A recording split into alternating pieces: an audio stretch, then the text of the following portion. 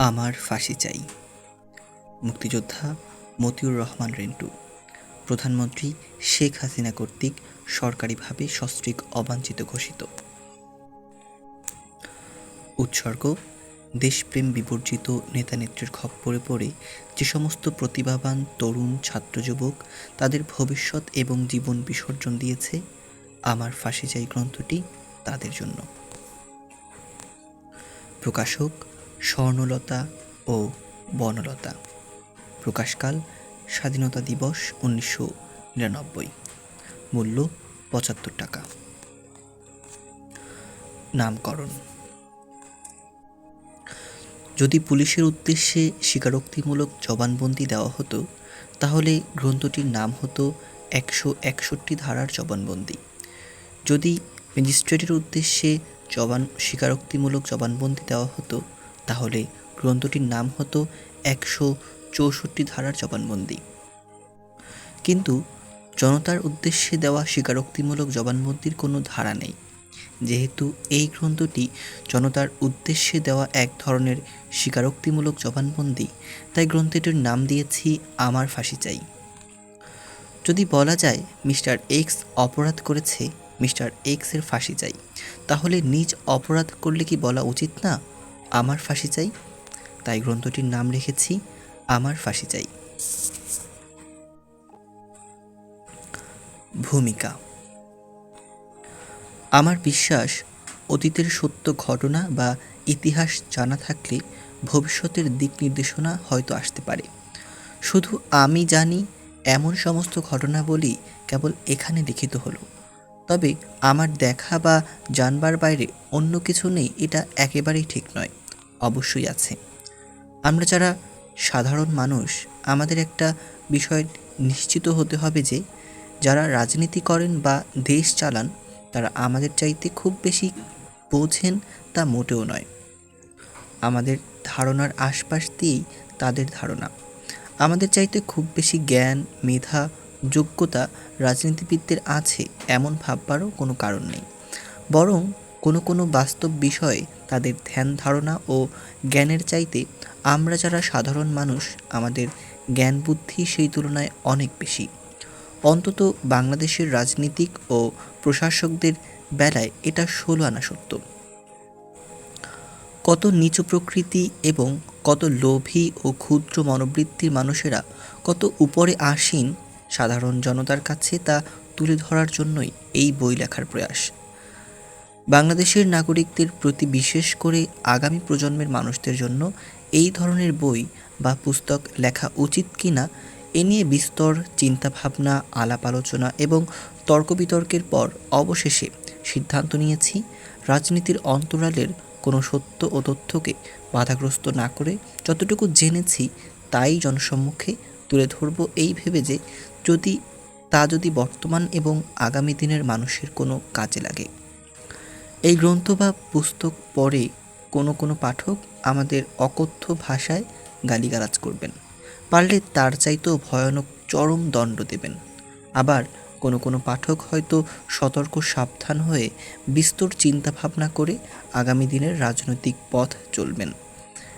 পাঠক কী করবেন সেটা একান্তই পাঠকের নিজস্ব ব্যাপার, তবে আমরা এটাকে প্রকাশ করা আমাদের একান্তই দায়িত্ব মনে করেছি। আমাদের সমূহ বিপদের কথা চিন্তা করেই সকলেই এক বাক্যে বইটি এখন প্রকাশ না করে শেখ হাসিনা যখন বাংলাদেশের প্রধানমন্ত্রী থাকবেন না তখন প্রকাশ করার পক্ষে রায় দিয়েছেন। কিন্তু আমরা স্বামী স্ত্রী সম্মিলিত সকলের রায়ের সাথে একমত হইনি এই ভেবে যে মানুষের দুর্বল মুহূর্তে তার পিছনের কথা ফাঁস করে দেওয়ার মতো কোনো সৎ সাহস বা কৃতিত্ব থাকতে পারে না। তাই ভবিষ্যৎ বিড়ম্বনার সম্ভাবনা জেনেও সর্বশক্তিমান আল্লাহর উপর ভরসা রেখে প্রধানমন্ত্রী শেখ হাসিনার শাসনামলেই এই গ্রন্থ বা পুস্তক প্রকাশ করার সিদ্ধান্ত নিয়েছি। জীবন মানে পরাজিত হওয়া নয়, অবিরাম যুদ্ধ করা, রাখে আল্লাহ মারে কে। পাঠক মনে করতে পারেন প্রধানমন্ত্রী শেখ হাসিনা সরকারিভাবে আমাদেরকে অবাঞ্ছিত ঘোষণা করার জন্যই আমরা এই জাতীয় লেখা তৈরি করেছি। হ্যাঁ, এটা খুবই সত্যি কথা। প্রধানমন্ত্রী শেখ হাসিনা রাষ্ট্রীয়ভাবে আমাদেরকে অবাঞ্ছিত ঘোষণা করে। চরম অকৃতজ্ঞতার পরিচয় না দিলে হয়তো আমাদের মাথায় এই গ্রন্থ লেখার বিষয়টি আসতো না। Police, CID, DB, IB, NSI, DGFI সহ রাষ্ট্রের সকল সংস্থায় আমাদের স্বামী স্ত্রীকে অবাঞ্ছিত ঘোষণা করে দেওয়া প্রধানমন্ত্রী শেখ হাসিনার ওই আদেশই আমাদের মাথায় এই বই বা গ্রন্থ লেখার বিষয় এনে দেয়। এখানে যা লেখা হয়েছে তার সবটুকুই বাস্তবের ছবি। আমরা শুধু সত্য বিষয়ের উপরে কথার মালা গেঁথেছি। আমাদের চিন্তায় এই বিষয়গুলো জাগিয়ে দেওয়ার জন্য প্রধানমন্ত্রী শেখ হাসিনাকে জানাই আন্তরিক ধন্যবাদ। প্রধানমন্ত্রী শেখ হাসিনার ওই বেআইনি আদেশের প্রতি আমরা যারপরনায় কৃতজ্ঞ, কারণ সেই সূত্র থেকেই এত কিছুর বিস্তার। রাষ্ট্রের নাগরিককে অবাঞ্ছিত ঘোষণা শুধু সংবিধান বিরোধী এবং বেআইনিই নয়, এটা হচ্ছে শপথ বাক্যের বরখেলাপ। 1996 সালের 23শে জুন সন্ধ্যা 7টায় বঙ্গভবনের দরবার কক্ষে প্রধানমন্ত্রীর পদ গ্রহণের সময় শেখ হাসিনা শপথ নিয়ে বলেছিলেন, আমি শেখ হাসিনা সশ্রদ্ধ চিত্তে শপথ করিতেছি যে আমি আইন অনুযায়ী বাংলাদেশের প্রধানমন্ত্রীর পদের কর্তব্য বিশ্বস্ততার সাথে পালন করিব। আমি বাংলাদেশের প্রতি অকৃত্রিম বিশ্বাস ও আনুগত্য পোষণ করিব। আমি সংবিধানের রক্ষণ, সমর্থন ও নিরাপত্তা বিধান করিব এবং আমি ভীতি বা অনুগ্রহ, অনুরাগ বা বিরাগের বশবর্তী না হয়ে সকলের প্রতি আইন অনুযায়ী যথাবিহিত আচরণ করিব। রাজনীতি হচ্ছে মানুষকে দেওয়ার জন্য, পাওয়ার জন্য নয়। এই বিষয়টি নিয়ে 1981 সালের 17ই মে শেখ হাসিনা দেশে ফেরার পরদিন থেকে 97 সালের 15ই জানুয়ারি পর্যন্ত দীর্ঘ প্রায় 16 বৎসর বিরামহীন দ্বন্দ্বের অবসান ঘটিয়ে অবশেষে প্রধানমন্ত্রী শেখ হাসিনা আমাদের তাড়িয়ে দিলেন। আমরা পরাজিত হলাম, তবুও বুঝাতে পারলাম না রাজনীতি মানুষকে দেওয়ার জন্য নয়, পাওয়ার জন্য। বুঝাতে পারলাম না রাজনীতি মানুষকে দেওয়ার জন্য, পাওয়ার জন্য নয়। সত্যি কথা বলার প্রবল দৃঢ়তা আমাদেরকে প্রধানমন্ত্রী শেখ হাসিনা ও তার পরিবারের কাছে বিপজ্জনক করে তুলেছিল।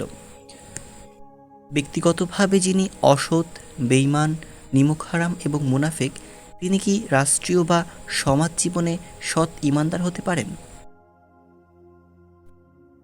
প্রকাশকের কথা। লেখক মুক্তিযোদ্ধা মতিউর রহমান রেন্টু ভারতীয় প্রশিক্ষণপ্রাপ্ত একজন মহান মুক্তিযোদ্ধা। যুদ্ধে যাওয়া মানে মৃত্যুর মুখোমুখি হওয়া, মৃত্যুর সাথে পাঞ্জা লড়া।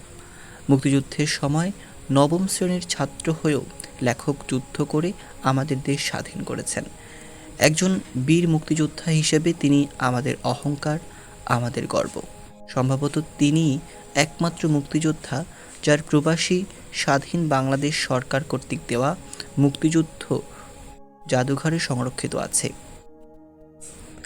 ব্রিগেডিয়ার আমিন আহমেদ চৌধুরী 1988 সালে ভারত সরকারের কাছ থেকে 71 এর মুক্তিযোদ্ধাদের যে তালিকা সংগ্রহ করে এবং পরবর্তী পর্যায়ে সেনানিবাস এবং মুক্তিযোদ্ধা কল্যাণ ট্রাস্টের মুক্তিযোদ্ধার যে তালিকা সংরক্ষিত হয়, ভারতীয় সেই তালিকার 1 নং ভলিউম এর 462 নং নামটি লেখকের।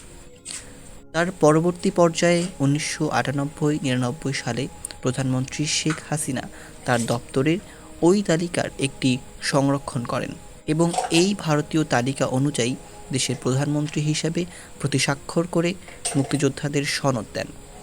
প্রধানমন্ত্রী শেখ হাসিনা কর্তৃক প্রতিস্বাক্ষরকৃত 4276 নং মুক্তিযোদ্ধা সনদটি লেখকের। লেখক বঙ্গবন্ধু শেখ মুজিব হত্যার প্রতিবাদে যুদ্ধ করেন, যুদ্ধক্ষেত্রে বন্দী হন, কারাবরণ করেন। 1981 সালের 17ই মে শেখ হাসিনা দেশে আসার পর থেকে 1997 সাল পর্যন্ত প্রায় 16 বছর লেখক শেখ হাসিনার অলিখিত কনসালটেন্ট থাকেন। লেখকের স্ত্রী নাজমা আক্তারি ময়না 1988 সাল থেকে 1997 সাল পর্যন্ত প্রায় 9 বছর শেখ হাসিনার অবৈতনিক হাউস সেক্রেটারি থাকেন।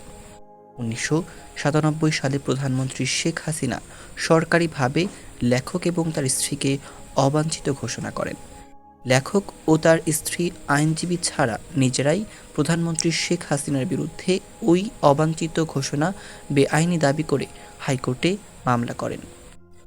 ১৯৭১ সালে আমাদের মহান মুক্তিযুদ্ধের ভেতর দিয়ে লেখক রাজনীতিতে প্রবেশ করেন। ৭১ সাল থেকে এখন পর্যন্ত ২৭-২৮ বছর তিনি রাজনীতির সাথে সরাসরি ওতপ্রোতভাবে জড়িয়ে আছেন। ২৭-২৮ বছরে বাংলাদেশের রাজনীতির নেপথ্যের অনেক কাহিনী লেখকের জানা আছে এবং এই দীর্ঘ সময়ের অনেক নেপথ্য কাহিনীর সাথে লেখক নিজেই জড়িত। ২৭-২৮ বছরের রাজনীতির নেপথ্যের কাহিনীর উপরে ভিত্তি করে আমার ফাঁসি চাই গ্রন্থটি রচিত। বিশেষত ৮১ সালের ১৭ই মে শেখ হাসিনা দেশে আসার পর থেকে ৯৭ সাল পর্যন্ত প্রধানমন্ত্রী শেখ হাসিনার রাজনীতির নেপথ্যে অনেক কাহিনী লেখক তার এই গ্রন্থে ফাঁস করে দিয়েছেন। একথা নিশ্চিত বলা যায় যে আমার ফাঁসি চাই বইটি পড়লে যে কেউ, বিশেষত তরুণ যুবক ছাত্র সম্প্রদায় রাজনৈতিক প্রতারণার হাত থেকে বেঁচে যাবেন।